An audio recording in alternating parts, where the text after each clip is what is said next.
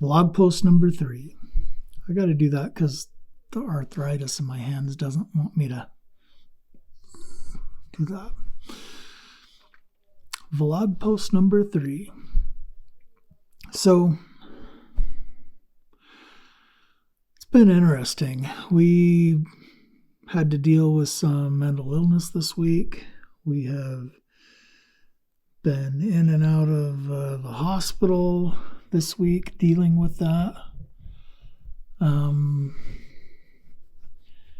2 more days until our missionary is gone, and trying to get ready for that. Man, it just seems as though the world has been turbulent. Say turbulent. Wow,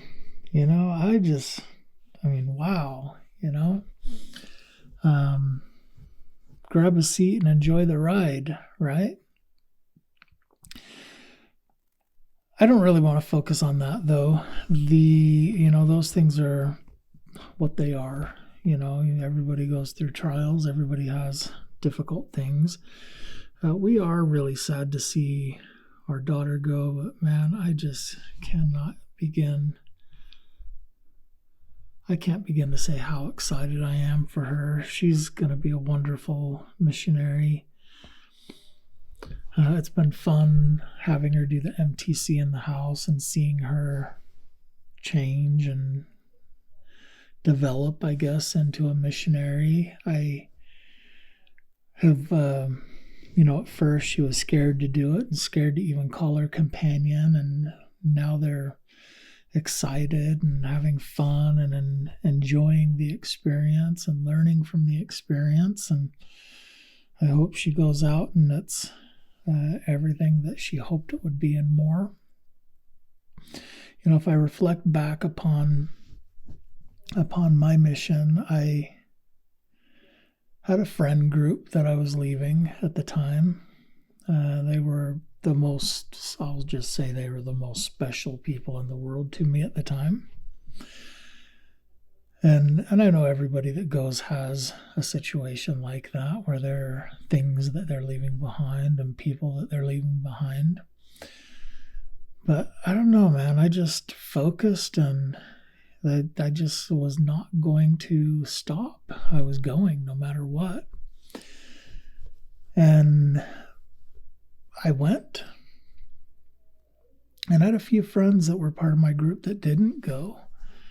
And while I was gone, they struggled. They really struggled.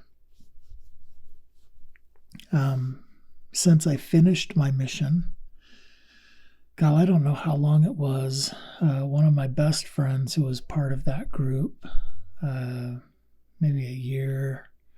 No, it was a few years later, because my wife and I were married. It was on our first anniversary. It was a day before our first anniversary, and we were getting ready to go out and celebrate it. I got word that he committed suicide. One of the other friends that was part of that group had fallen away and was struggling to keep clean, more or less. They were crazy times. There were crazy things happening, all through time, and with everybody, there are crazy things that happen. Those were especially hard for me. I think I had wished that they had the same zeal to go and serve. I feel as though having gone on a mission was one of the greatest things I ever did in my life. It was life-changing in a sense. But then I know missionaries who went on mission, that were in my mission, missionaries that went out and struggled afterwards. There was a kid I was in the MTC with. He was an English missionary. I was an English missionary. We went out at the same time. I ended up switching to Spanish. He stayed an English missionary. He came home. I came home. I got married. I had my first kid, and we're sitting at Seven Peaks one day, the water park in Provo. It was jam-packed. I swear there was thousands of people there. There's nowhere to sit on the lawn, and out the corner of our eye, we see this really rowdy group coming over to sit by us. Well, not coming to sit by us, but walking our way. And I remember turning to my wife, and I'm like, oh my gosh, I hope they don't sit by us. Sure enough, the only space, only plot of grass there was left was right next to us. And so they came and they parked right behind me. And we're sitting there, and we hadn't been sitting there more than 5 minutes, and all of a sudden I start hearing somebody call my name. And I looked at my wife, and I was like, who was that? And she goes, it's the guys behind you. And I turn around, and it was this kid from my mission. And he had fallen away hard. He had become a heroin addict and was partying really hard. And he was actually with a girl that I went to high school with. And it was really interesting. It was really, really interesting to see that and see somebody who I thought was really faithful on his mission fall away like that. But it happens, I guess. How does it happen? Yeah, I could guess. In a number of different ways it could happen. But, I think about still going back to my mission, and I served in the New York South mission. I was in Brooklyn and Queens and Long Island, the majority of my mission. I started in Brooklyn in East New York, and then moved to Williamsburg, Brooklyn, temporarily as in a Spanish companionship, and then moved to Flatbush, Brooklyn. I was there for a little less than a month, and then moved back to Williamsburg, Brooklyn. And then I was there for, at this point in my life, I don't even remember how long I was there, but I ended up getting sent to the end of Long Island. Maybe not the end, but we considered it the end. Patchouge. Got put in Patchouge for a couple of months. And then I came back to Jamaica, Queens, and then South Jamaica, Queens, and then Woodside, Sunnyside, Queens. And then from Woodside, Sunnyside, I'm trying to remember where I went. I might have gone to Brownsville, Brooklyn. From Brownsville, Brooklyn, I went to Sunset Park over by Brooklyn, over by the Verrazano Bridge, just a little bit south of Manhattan. That was a beautiful area. When I was in Sunnyside, Woodside, Queens, almost every day you could see the cityscape on the west side of town. And Sunset Park, Brooklyn was awesome. You're kind of on a little bit of a bluff, and you can see the Verrazano Bridge, and you can see part of the time the Statue of Liberty out there, and you could see the Twin Towers all the time. I was there 95 to 97, and so the Twin Towers were still there. We've got lots of pictures of them. Never went to the top of them. I walked below them a few times. Went to the Empire State Building, went there a couple of times up to the top of it. Walked to the Brooklyn Bridge quite a few times. Brooklyn Bridge was beautiful. It was fun to get up on the bridges. Brooklyn Bridge, the Manhattan Bridge, Queensboro Bridge. To get pictures and see the surroundings, I guess. And another fun thing that we did is we always tried to find project buildings that had the top door open onto the roof. And so we'd go up there, and you're 20 stories up on top of a building, and had a beautiful view of the city oftentimes. But from Sunset Park, I went to East New York again, where I started my mission. And then actually that's when I went to Brownsville. Went to Brownsville after Sunset Park, and then East New York, and then back, and I died in Sunset Park. But yeah, I bounced all over Brooklyn, Queens, Long Island. I saw all the craziness anyone could imagine in life being there on my mission. It's an incredibly wonderful place, incredibly crazy place, and not a place I would raise my kids. Amazing going into people's homes and learning what it's like to live in a city like that. Some people love it, and some people soak it in, and some people are just completely terrified of all the craziness that goes on there. I've been transcribing my journals, and so I have all of these posts on my website, Worthy of Zion, about my mission, the journal entries I wrote. And the thing that I really feel bad about with it is that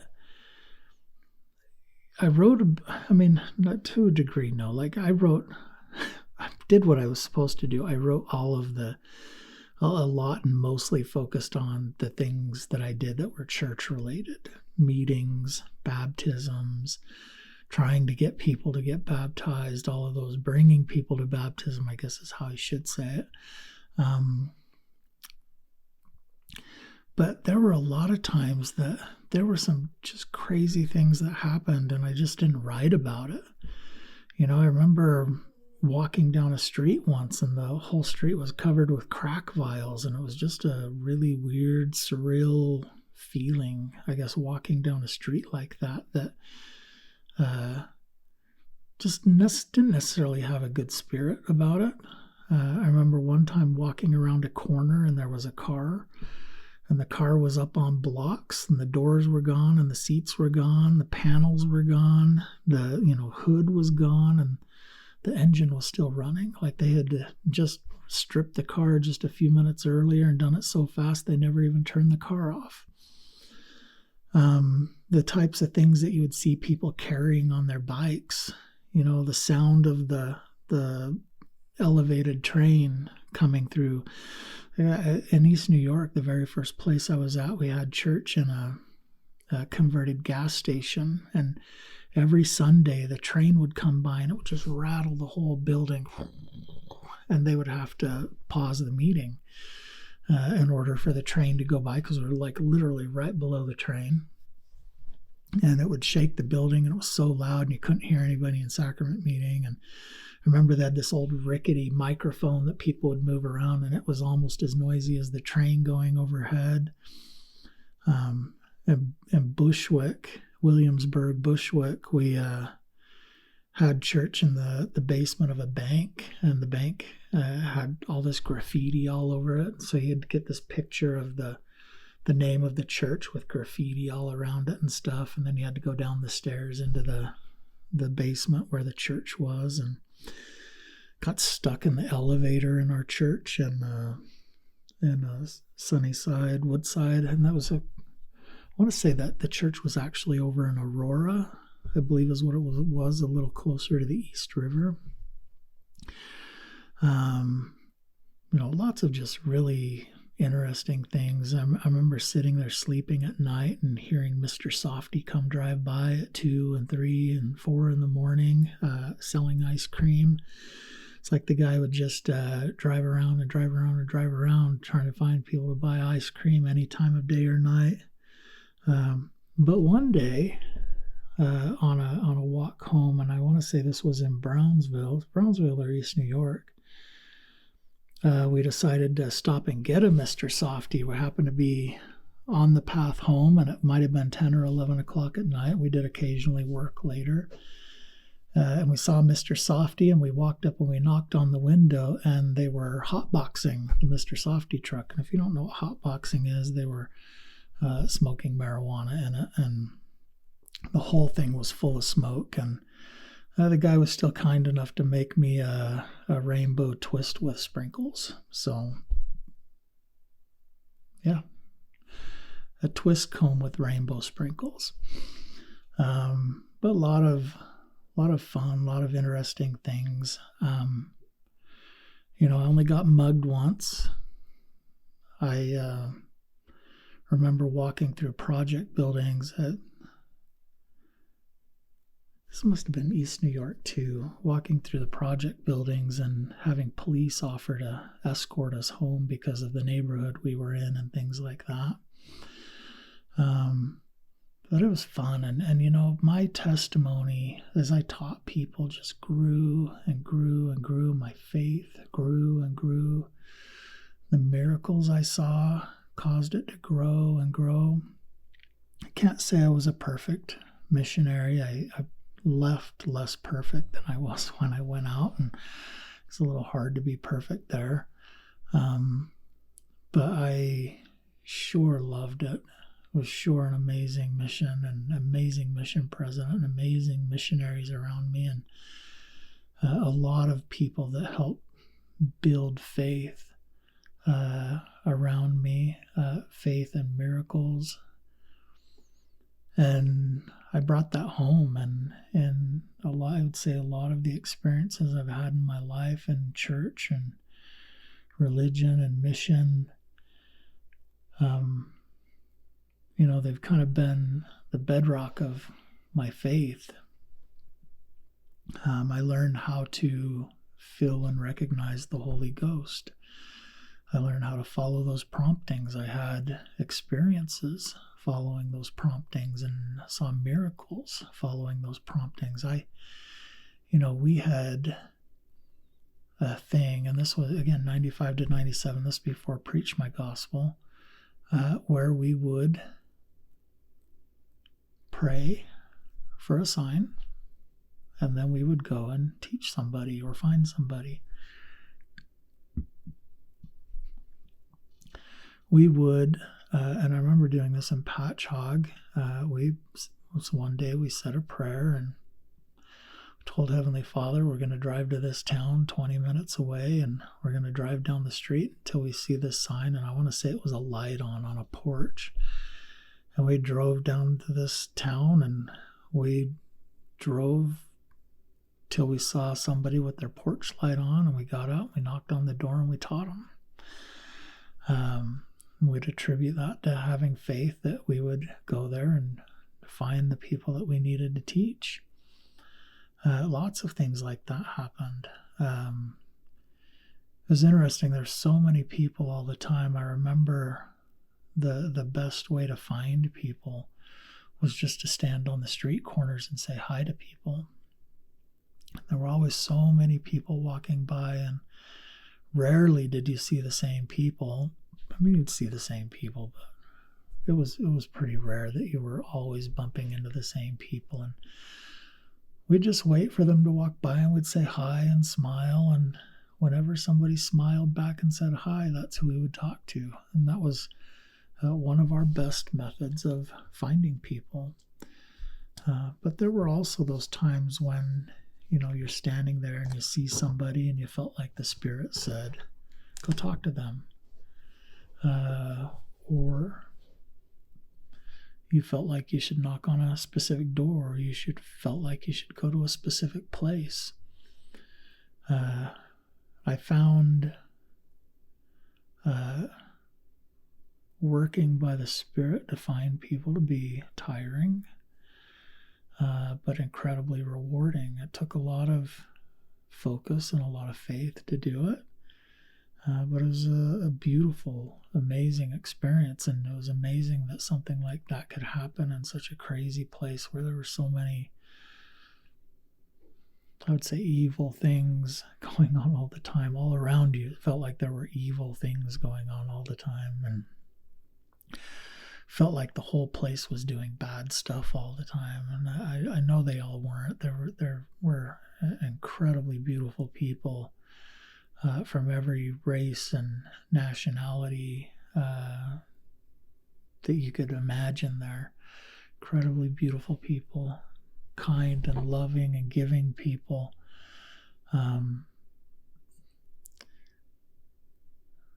They were sewn in between all of the crazy people. So there were plenty of crazy people there. Wild and crazy.